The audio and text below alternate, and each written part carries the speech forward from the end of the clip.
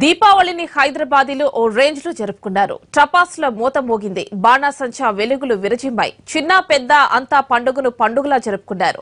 అయితే వెలుగు చిలుగులు దీపావళి ప్రభావం నగర వ్యాప్తంగా పడింది. గాలిలో అమోనియం మోతాదు భయంకరంగా పెరిగిపోవడంతో వాయు కాలుష్యం బారిన పడ్డారు భాగ్యనగర్ వాసులు. శ్వాసకోశ ఇబ్బందులు, కళ్ల మంటలతో అవస్థలు పడుతున్నారు.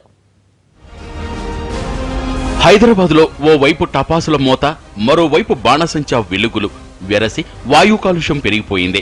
మామూలుగా కాదు, అరివేర భయంకరంగా. ఇంకా వివరంగా చెప్పాలంటే ఊపిరి తీసుకోవటం నిలిచిపోయేంతగా, కళ్లు తెరవడం కష్టమయ్యేంతగా.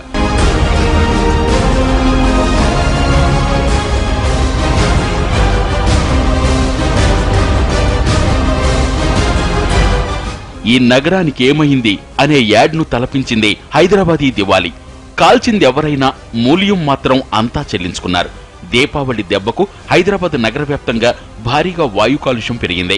అమ్మోనియా విషవాయువులు మోతాదుకు మించి రికార్డు స్థాయిలో విడుదల కావడంతో నగరవాసులు ఊపిరితిత్తుల సమస్యలను ఎదుర్కొన్నారు. శ్వాసకోశ ఇబ్బందులకు గురయ్యారు.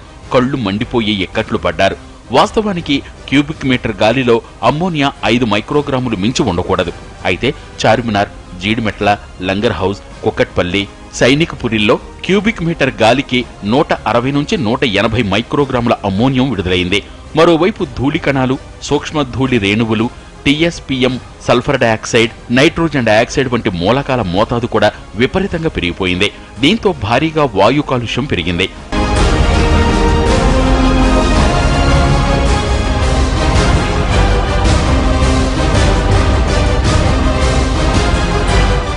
సాధారణ రోజుల కన్నా అత్యధికంగా వాయు కాలుష్య తీవ్రత నమోదైనట్లు తెలంగాణ రాష్ట్ర కాలుష్య నియంత్రణ మండలి లెక్క తేల్చింది. Abids, Panjagutta, KBR park, Chikkadpally, Kukatpally, Langar Houz, Madhapur, MGBS, Nacharam, Rajendranagar, Sainikpuri, Shamirpet, Paradise, Charminar, zoo park, Balanagar, Uppal, Jubilee Hills, Jeedimetla ఈ ప్రాంతాల్లో సాధారణ రోజుల కన్నా వాయు కాలుష్య తీవ్రత అత్యధికంగా నమోదైనట్లు పొల్యూషన్ కంట్రోల్ బోర్డు అధికారులు తేల్చి చెప్పారు.